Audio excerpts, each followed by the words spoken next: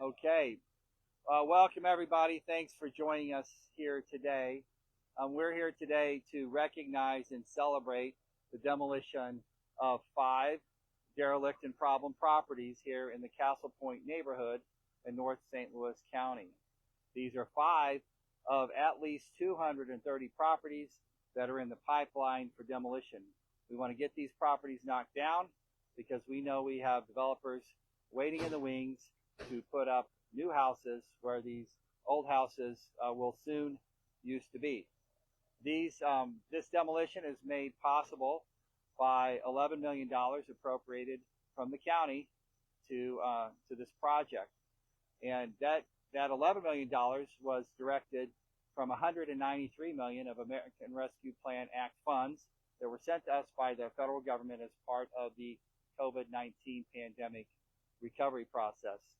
Those funds initially came with significant restrictions and time constraints that made us and many local governments around the country made it very difficult for us to deploy those funds and get them working. But by shifting them to our general fund reserve, we're able to now put them to work without restrictions and without a constricted timeline. It's a very complex task to demolish a problem property. We have to get control of the property. We have to make sure there are no liens, that all the legal proceedings are done, that no one has claim to the property, and of course we have to make sure that the utilities are shut off. Once that approval process is done, then we have to bid the work out according to county procurement guidelines and make sure that this is a competitive process and the county gets the best value for their money. Now, Cheyenne Contracting, that you see here to my left, has won this bid, and they've been kind enough today to pause their demolition so we can celebrate this moment and let the community know what's happening. This demolition project, these 230 homes, spending $11 million, is mostly going to be in the 4th County Council District, and that's represented by Councilwoman Shalonda Webb, who you'll hear from here in a few minutes.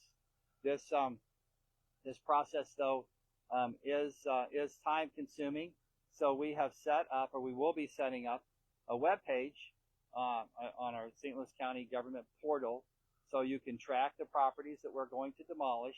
You can keep track of where they are in the demolishing process, where they are in the bidding process, and when they're scheduled for demolition. You can also suggest other properties that you would like to see us attend to and put on our demolition list.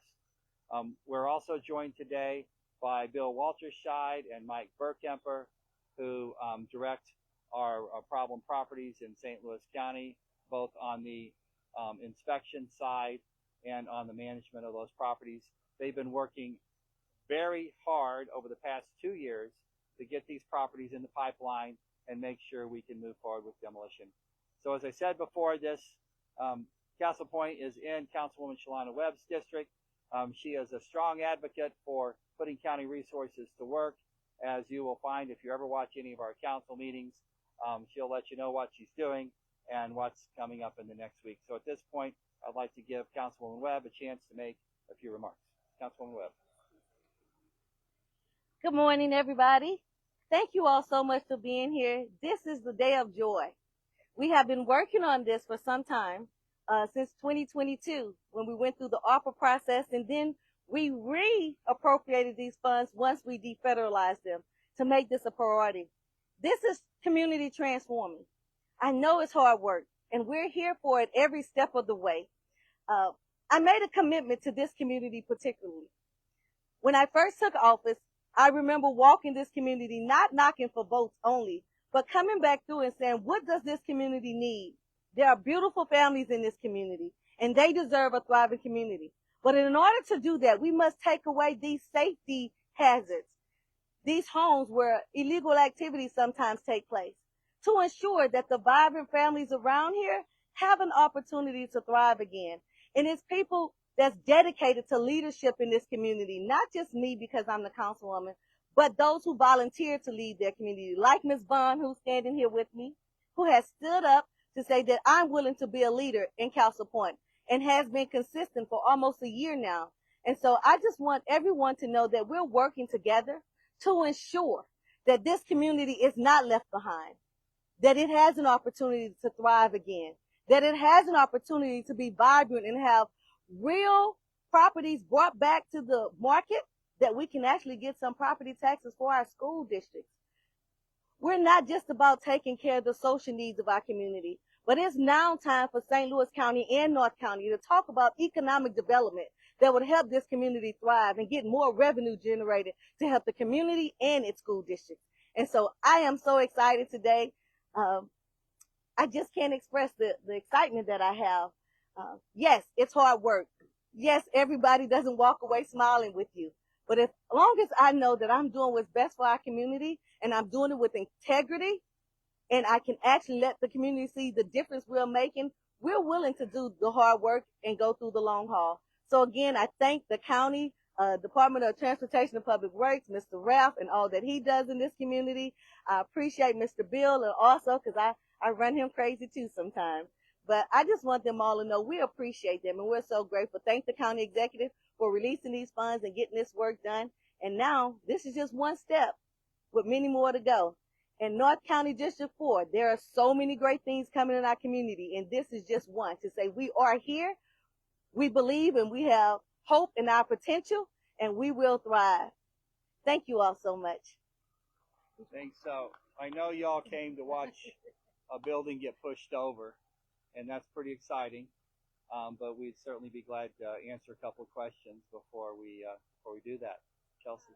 When this money was allocated as an ARPA project, there were a lot more requirements, like you said, and part of the requirements was to ensure that the property wouldn't just sit empty after you demolished the home, that you had to have a plan to make sure it was productive. So what's the county's plan now after the homes are demolished?